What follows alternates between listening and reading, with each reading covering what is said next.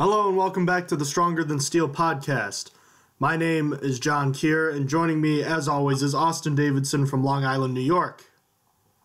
Heyo! It is Season 1, Episode 26, and what will likely be our last regular episode of the season. We already went over the AFC Championship defeat to the Patriots.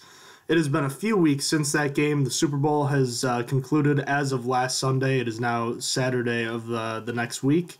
The Patriots are Super Bowl champions. Once again, the Steelers finished the season at 11-5, picking with the 30th pick in the 2017 NFL Draft. It's a season that probably you could have expected when you look back at the season, the start of the beginning of the season. Probably a season that you could have seen on paper, but the way the Steelers got there was certainly not expected. Going through the beginning of the year where they were 4-1, then 4 straight losses, and then 6 straight to end the season, and then those 2 playoff wins before dropping a dud to the Patriots, who went on to win the Super Bowl. Was this a successful season for the Pittsburgh Steelers, Austin? How do you think the team did in comparison to your expectations when the season began? I'm going to say it was a successful season. A successful season with some very disappointing losses, to put it that way, such as the Eagles and Cowboys. Before the season, I predicted the Steelers would go 10-6, and they ended up going 11-5. So they exceeded my expectations, and the defense really improved this year. Still not the best, but they didn't go up nearly as many yards as they did last year. And a lot of rookies showed promise to be stars in the future. Sadly, the offense actually regressed. They were a powerhouse last year, and this year they really slowed down with a meh year from Roethlisberger and a lack of weapons other than Dallin Brown. What do you think this was a successful season for Pittsburgh, and how did the team do in comparison to your expectations? Well, if you ask team members, they will tell you that no, because their standard is the standard, and that's always the Super Bowl championship. But I believe this was a successful season. It's always hard to predict how a team is going to do at the beginning of the season. You could have easily convinced me with all the parts moving around, the Martavis Bryant suspension. You could have told me that the Steelers would have won 8 games or 12 games, and I wouldn't have been that surprised. And they actually finished with 11. They did it by stringing together multiple wins in the regular season, long winning streaks, and they ended up getting 2 playoff wins in the same season for the first time since they went to the Super Bowl back in the 2011 playoffs.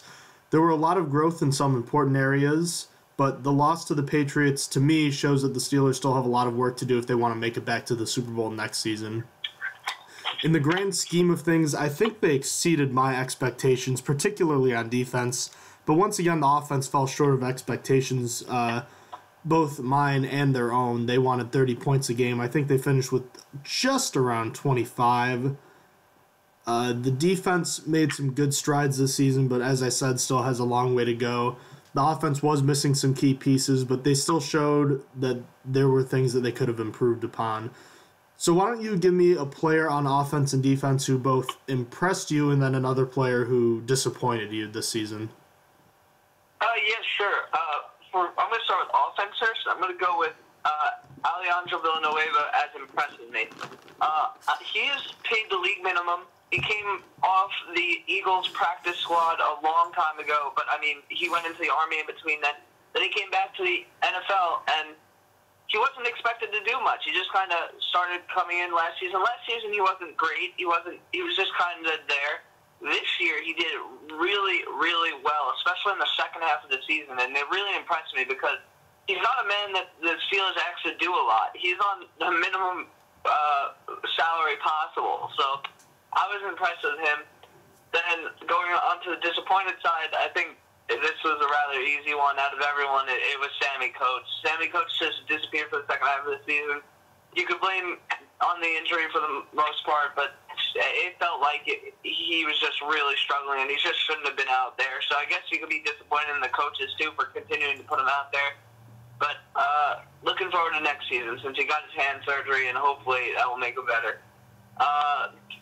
Do you want to talk about your offensive first, or do you want me to go over my defense? No, I can get mine on offense first. So who impressed me this season? It had to be Eli Rogers. The offense as we said already, disappointed at times due to the loss of key players like Martavis Bryant and Heath Miller retiring last offseason. But if you look at I completely forgot about Marcus Wheaton. He actually was lost for the season early on. I think he only finished with 4 catches. So the Steelers were minus a lot of key weapons this year at certain points. Rodgers wasn't great, but there were times that he was really counted on to make a few key catches in the game out of the slot. I don't know if he's ever going to become a dynamic-like playmaker, but I think the Steelers learned a lot about who he is, especially because he was a big question mark this season. He finished with 48 catches for just under 600 yards and 3 touchdowns. He played really well at times this season. I remember the game against the Baltimore Ravens on Christmas Day.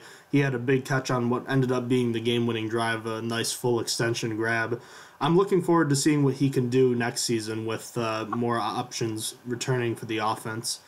Disappointed, this is a little different for me because you went with Sammy Coates. I went with Ladarius Green, and not for the same reasons that Sammy Coates was a disappointing player this season, but when Heath Miller retired, many of the Steelers fans were concerned about where the tight end position was going to be. Many became excited after the free agent signing of Ladarius Green, someone who could stretch the field like Heath Miller never could. But he missed most of the early part of the season with a concussion injury. He's had concussion history, as we all know, because he's been dealing with it throughout the first part of the season, and he again suffered a concussion late in the season against the Bengals, I believe, making a catch that eventually sealed that game. So he only played in 6 games total, but when he was on the field and when he was playing well, it really felt like the Steelers had that just extra dynamic that they had been missing all season, a guy who could stretch the field vertically down the middle.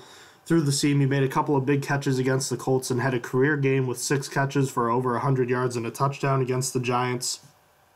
When he played well, he was fantastic, but the fact of the matter is, for someone who was being paid as much money as he was, you really wanted to see him on the field a lot more. And the statistics reflect that, as he only finished with 18 catches and that 1 touchdown, which he had against the Giants.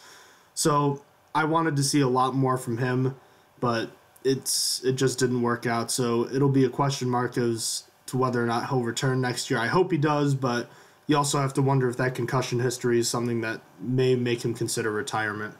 What about the defense, Austin? Name one player that impressed you and disappointed you on the other side of the ball.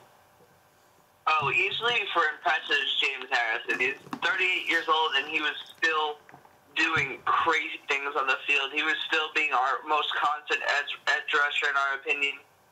He just did fantastic things, and I was really proud of him. He's a leader, and I really like James Harrison, and this year he had a really good year that impressed me. On the disappointed side, it was hard for me to be disappointed when I didn't expect much this season coming from last season. So I only actually chose a half of the season where I was disappointed because I couldn't pick someone who I was disappointed for the whole season. So I'm going with the first half of the season, Mike Mitchell, because that was just hurtful. It was painful to watch. It was really bad. The secondary was getting torn up on his side a lot. He was missing tackles. He was trying to get those big hits, and it was just really bad. He pulled it together for the second half of the season, but that first half was just, he was playing like he was a rookie or so. I don't know. It was just bad, but he pulled it together. So who were you impressed with, and who were you disappointed with on defense?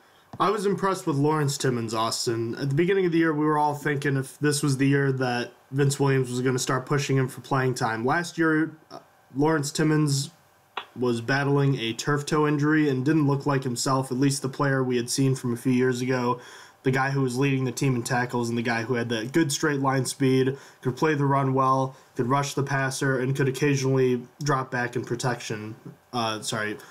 drop back in coverage.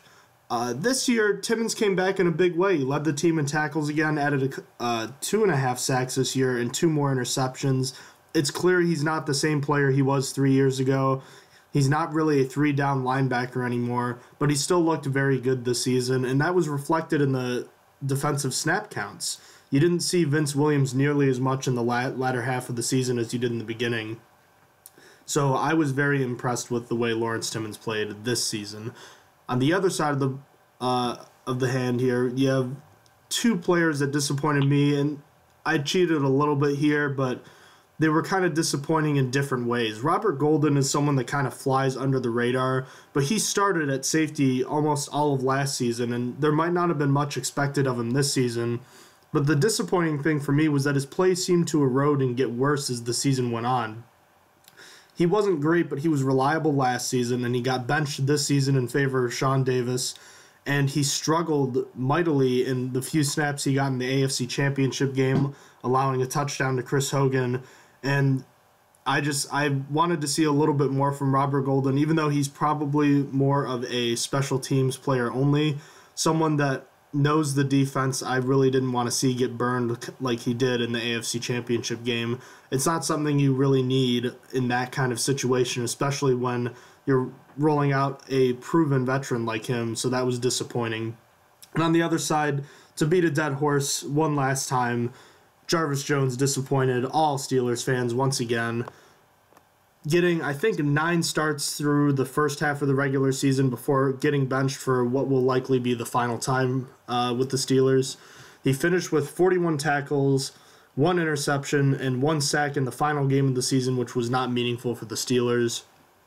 There were times that he was effective against the run, but every time he rushed the passer, minus that one time he got the sack in Cleveland, it really felt like he wasn't that impactful. It's nothing against him. I know he's a hard worker. I know he wants to play well, but the fact of the matter is he's either A, not good enough, and B, doesn't fit the Steelers system well enough, and it's probably both. So Jarvis Jones, thank you for your service. It's unfortunate that he didn't work out the way he did in Pittsburgh, but at the same time, the Steelers really do need more help at that position. It's time for someone else to come in this upcoming season, hopefully. So now, Austin, before we move on to the team awards, which are pretty straightforward, I wanted to ask you a question. We have the schedule in front of us here. Can you tell me which win this season was the most impressive win for the Steelers this season, in your opinion, whether it was a blowout win or a close victory over a tough opponent? Which victory was your signature win of the season in your mind? I think the signature win of the season is easily, it's got to be Week 16 at versus Baltimore, my bad. That was probably the most incredible game there was. Obviously, it ended with the Antonio Brown extension over 3 people, and it really propelled us into the playoffs. It really gave us that we don't have to play against Cleveland next week. That was probably the signature game of the season for me. How about you? I cannot argue with you for all the reasons you just stated, but for the second, I guess the runner-up game, I'm going to say the wild card matchup against the Dolphins. I really didn't know. I think we both believed that the Steelers were going to win this game. I don't think we believed the Steelers were going to win in the fashion that they did. You could tell that they were really just not happy with the way they performed in Miami back in Week 6 when Jay Ajayi and the Dolphins ran all over them. But they came back into Pittsburgh on January 8th, already a month ago this one was, but it was so impressive. The first 3 drives resulting in touchdowns, the Steelers doing whatever they wanted, whether it was Roethlisberger to Brown for the first 2 scores or Bell setting a Steelers rushing record at the time with 167 rushing yards and 4 offensive touchdowns.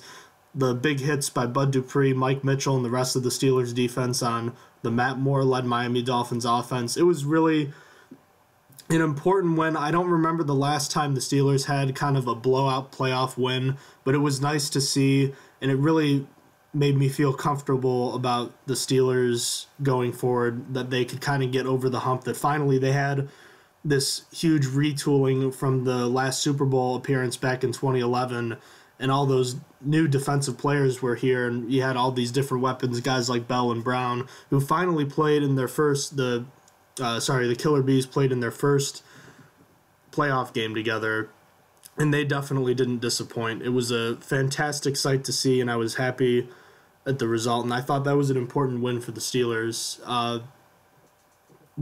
At what point, Austin, did you think, were you thinking that the Steelers could, they could finally turn it around? Because you remember that loss at Dallas where they dropped to 4-5, their hearts got ripped out. You kind of thought that maybe they'd be lucky to get to 9 or 10 wins, but it looked like an uphill battle. At which point did you look at the Steelers' schedule after a win and say, you know what, maybe they can do this. Maybe they can finally make a deep run like they ended up making. I'm curious to see what you thought it was.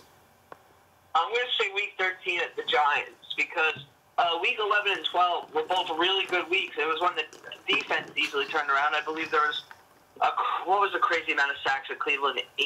5? I think there were 7 or 8. 7 or 8, and then there were like 3 more the next week against Indianapolis. Yeah, so they didn't really feel well-deserved. Like, it was playing Cleveland, so it didn't feel that great. And then we versed Indianapolis, who had Scott Tolzien at quarterback. So after the New York Giants win, where it was a team that was actually competing, and obviously it was a team that beat the Cowboys twice, which were probably the number 1 seed for most people and the favorite to win the Super Bowl before the playoffs happened. And it really felt good after that. It's just the Giants were a good team to beat, and the defense was still showed up for that game. They covered Odell Beckham, Victor Cruz, and Sterling Shepard. So that's a turnaround game for me. What do you think? I was very close to either deciding that game, but I ended up going with the one the week after, the one we went to in Buffalo. My apologies. The game we went to in Buffalo on December 11th, the Steelers won that game 27-20. I figured the Steelers games against the Giants and Bills would be good kind of testers for the Steelers defense because the Giants had those 3 electric receivers in Eli Manning, and the next week you had the league's number 1 rushing attack, and the Steelers absolutely outperformed the Bills on the ground on that day. Le'Veon Bell setting a Steelers franchise record with 236 rushing yards in that game. The Steelers put together a nice performance on the road in a game that was snowing the entire time, and Ben Roethlisberger's probably worst game of the season, maybe outside of perhaps Philadelphia back in Week 3, but Roethlisberger threw 3 interceptions, had no touchdowns, and the Steelers were still rolling all day in Buffalo. That was a fun game to watch, and they stopped the Bills' rushing attack. And at that point, I was ready to buy in the week before against the Giants, but I was still a little hesitant. That win over Buffalo made me think, yeah, they'll be okay now. And then they had that crazy come-from-behind win against the Bengals where they were down 20-3, I believe, which was kind of ridiculous because I think we were all thinking at the time that the Steelers were going to win that game pretty easily, but they continued to struggle on the road, and it's something that they did all season, and they did it again in the playoffs, only managing 2 touchdowns in 2 road playoff games, both of them coming in the AFC Championship game. So before we move on here real quickly, let's get to a couple of team awards. It's pretty obvious, but we just wanted to do a quick rundown. So Le'Veon Bell is the Steelers MVP, is he not? Oh, yeah, no argument.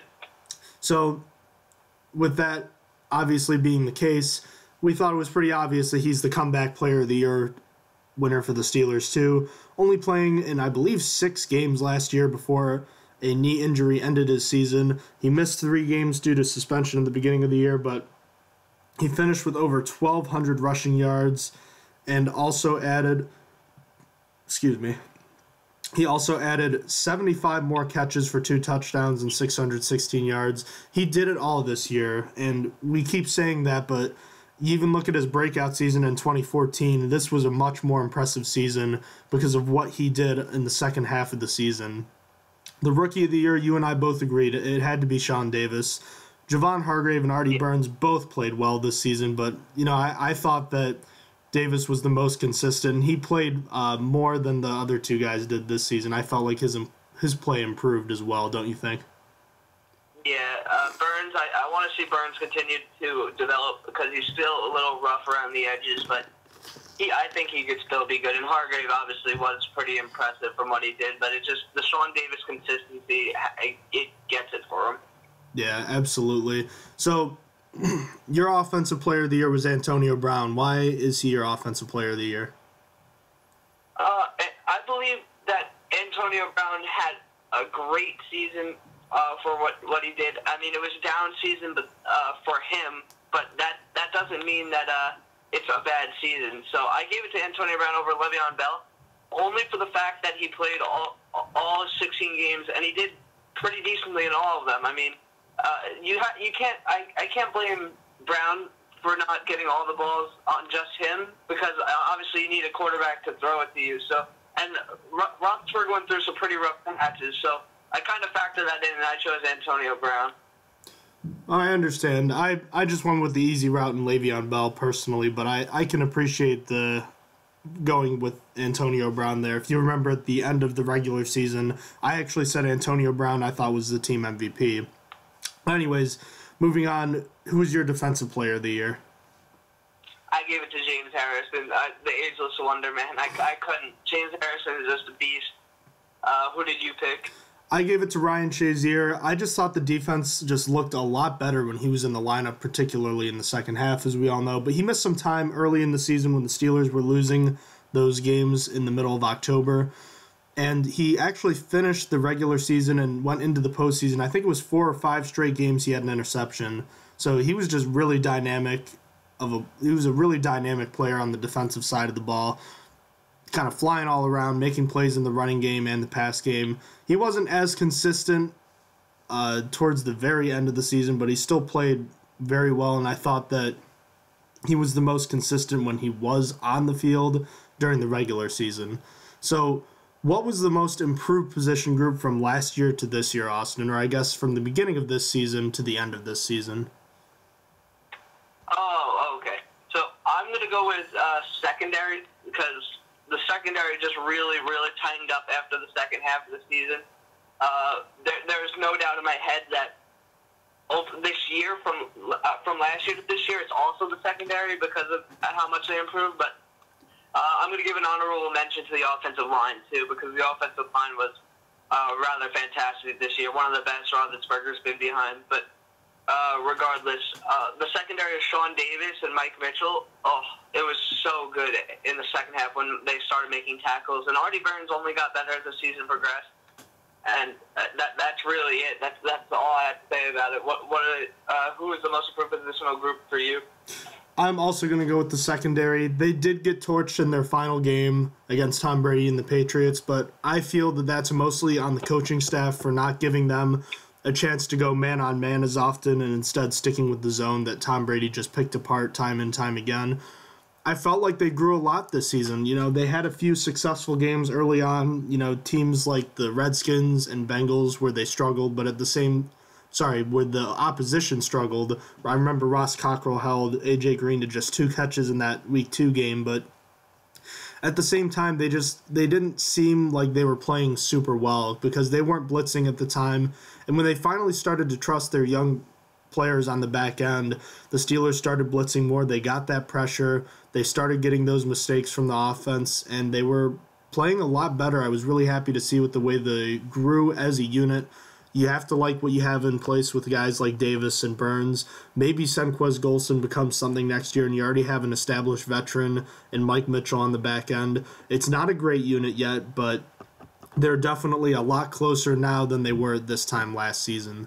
So now, the 2 biggest offseason priorities, not including the draft, are extending Antonio Brown and Le'Veon Bell. So which one is more important in your opinion? I wasn't ready for that question. I'm going to go with, I'm going to say Le'Veon Bell is more important at this point. Le'Veon Bell is younger. I'm going to say he's he's not in his prime yet. I think he still has more potential to be even greater, even though he really had a great year this year. I'm waiting for his full year of Le'Veon Bell where he's not suspended, because obviously the past 2 years he has been. And his first year he wasn't as great as he has been in 2014 and 2016, because he also got hurt last year. Obviously, I meant 2 years ago. So I'm going to go with Le'Veon Bell. Who do you think is more important?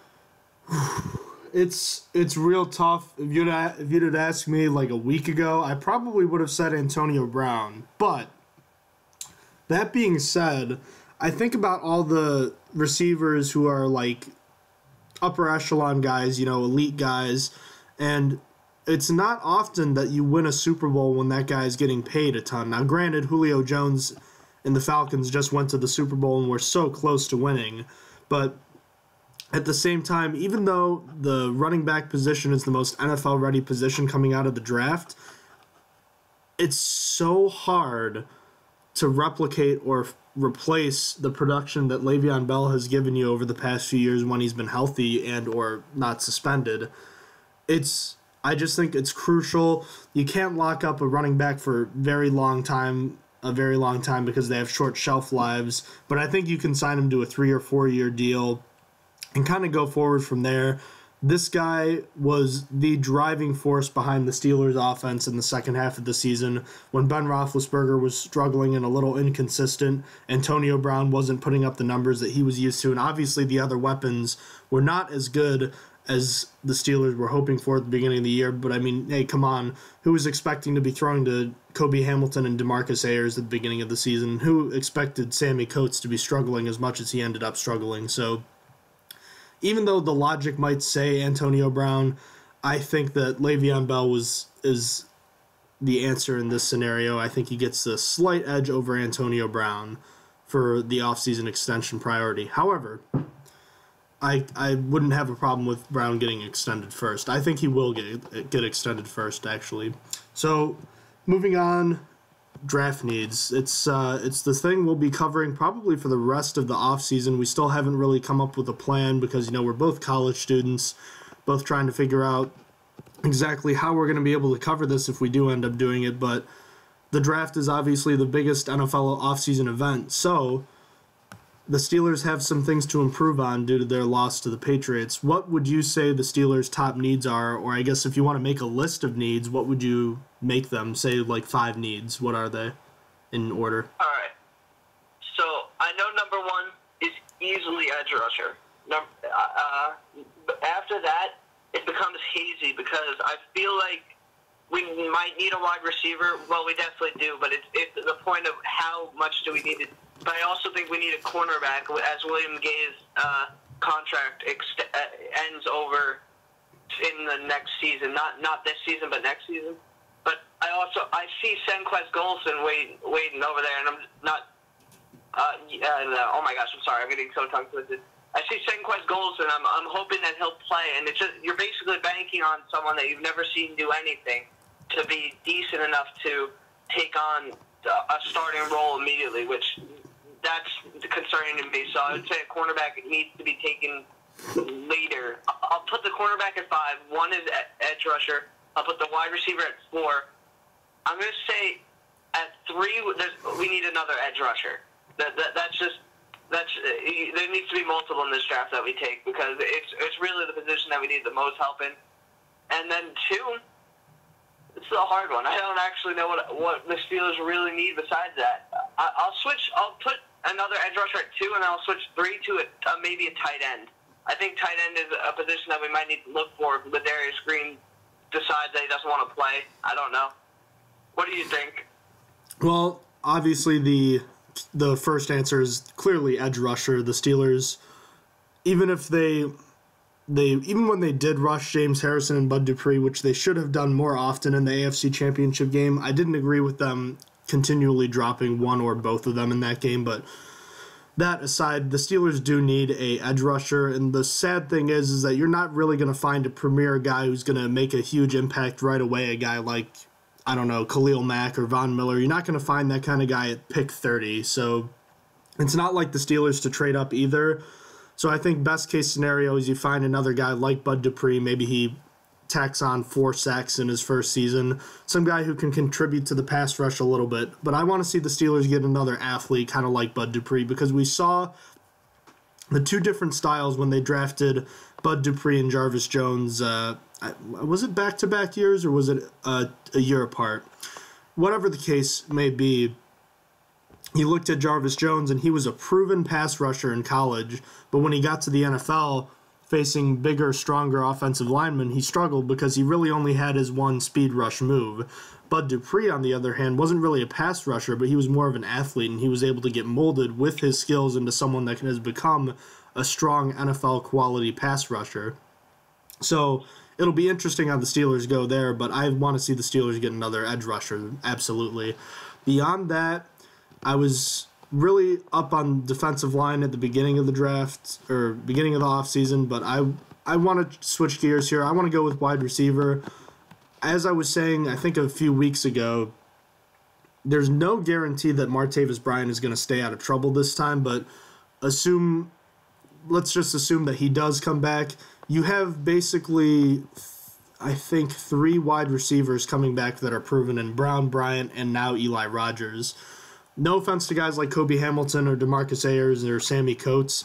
They could still become something, but at this time, they really haven't shown to me that they can be a quality NFL player. They've made some plays, but I don't know if it's something they can do over the course of, a 16-game season. And on top of that, important games like the AFC Championship game where they all struggled and Brown was struggling to get free and needed some help and he wasn't getting much.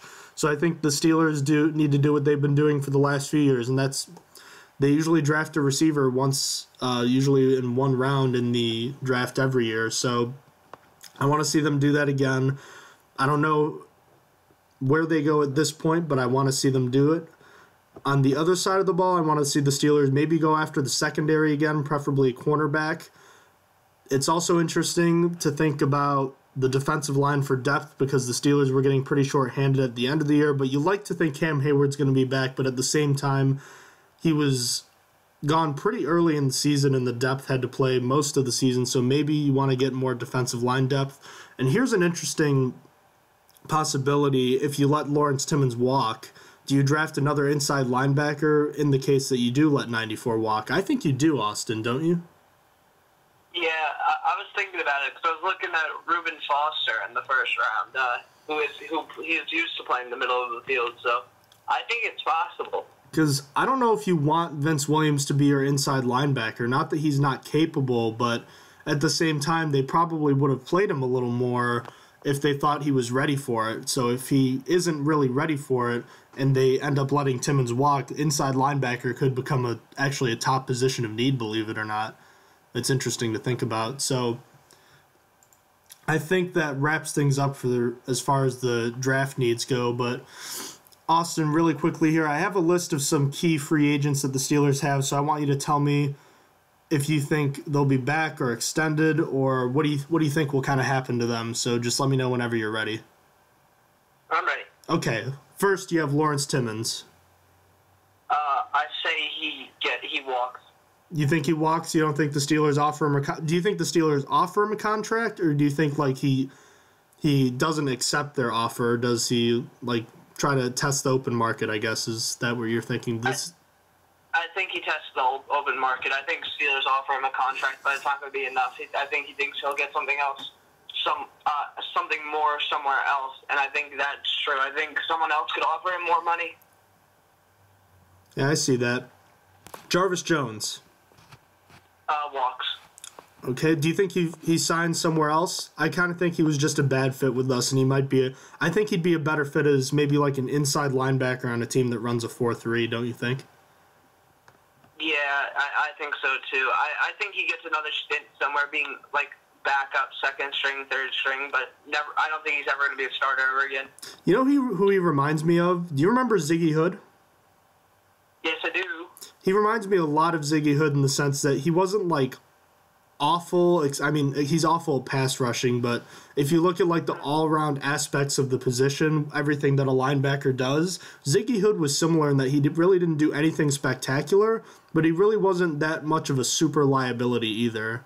I mean, he's probably a little better than Jarvis Jones was, but it's also interesting to think that he might be a better fit somewhere else. Yeah, this is true. This is an interesting one. D'Angelo Williams, do you think he comes back?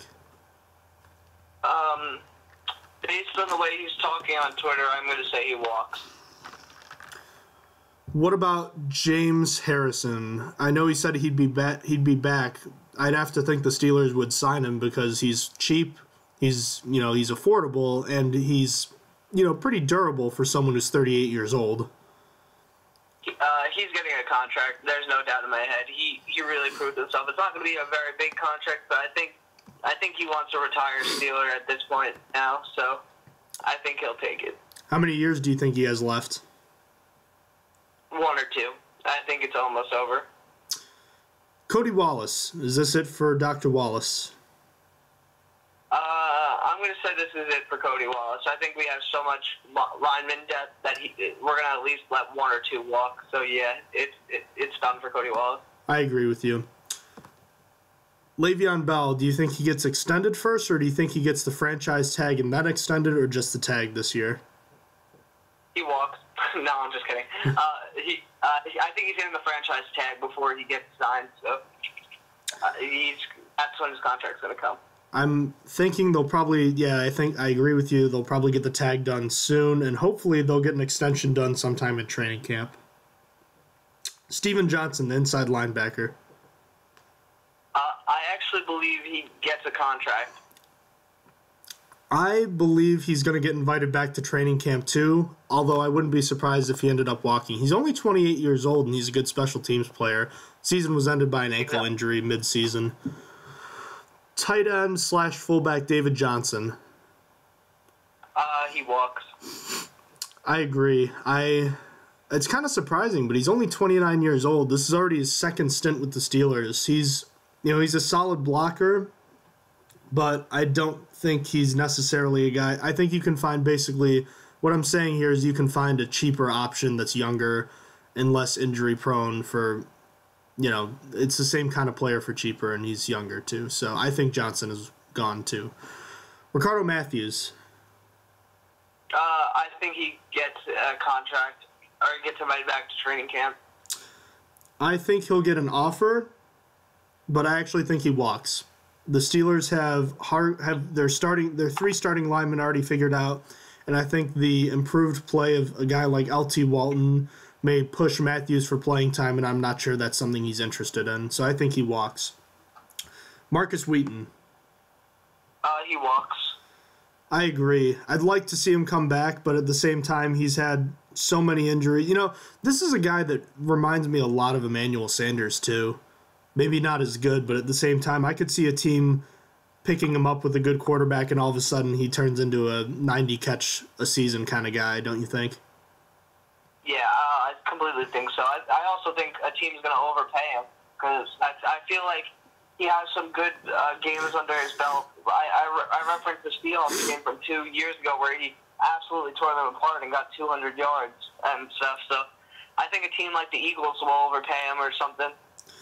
If he could stay healthy, I think he could put up numbers like Emmanuel Sanders has the last few years. I don't know if he can stay healthy, though. That's the thing. But it'll be interesting to tell. Safety, Shamarko Thomas. I think it's time that he walks. I think it's the same kind of case with David Johnson. He's really only a special teams player. Disappointing because you traded up for Thomas in the draft a few years ago, and he showed a little promise his rookie year, but he hasn't seen the field on defense ever since, so I think it's time to let him go. The last one I have here is quarterback Landry Jones. What do you think about him? He walks, I hope. I think, he'd be dumb not to test the open market. I don't know if he will sign a new deal with the Steelers, but if he does, I think that tells you whether or not the Steelers are going to draft a quarterback earlier in this draft or not. If he walks, I think you see the Steelers take a quarterback at the middle rounds. If he signs, I don't think you see them take one until at least the 6th round. But I digress. So, Austin, is there anything else you wanted to add in before we wrap things up for today? I think we're going to have our Super Bowl recap show probably in the next couple days. And then as far as the off-season schedule goes, I think I'd like to do maybe one episode a week for each position, whether it's looking at the outlook for the position, looking at guys like, say, the quarterback. You look at how Roethlisberger and Jones played, and then you kind of have the outlook for Roethlisberger and his retirement. Does Zach Mettenberger have a future? And then you look at the draft aspect, too. So I'm thinking first we can kind of do a positional outlook for each position, and then we can do a draft outlook for each position, just so we can have something to do over this long NFL offseason, don't you think? Yeah, sounds good. Okay, so we can do our Super Bowl recap pretty soon, probably maybe tomorrow if we're lucky, and we'll start with the quarterback outlook next week. Sound good? Yep, sounds good. All right. Well, that'll wrap things up for today. So thank you, ladies and gentlemen, for joining us today. If you have any questions about the show, you want to talk to us, give us your feedback, email us. The email is strongerthansteelpodcast@gmail.com. We're on Twitter and Facebook if you want to check us out. Our usernames are at STS Podcast 1. Check out our episodes on SoundCloud and YouTube for those who are interested. We also have a video that I created in my spare time of every touchdown the Steelers scored this season. Just a little something I like to do on my time. We're going to make a list of the Steelers' top 10 throws from this season. So, I have to say throws because more than one player threw a pass this season for the Steelers. So we're going to make another video somewhat soon. So look out for that. Ladies and gentlemen, have a great weekend. Austin, thank you again for joining me today. It's been a while, but it's a pleasure as always, my friend. Of course. Same with you. Have a good day, everybody.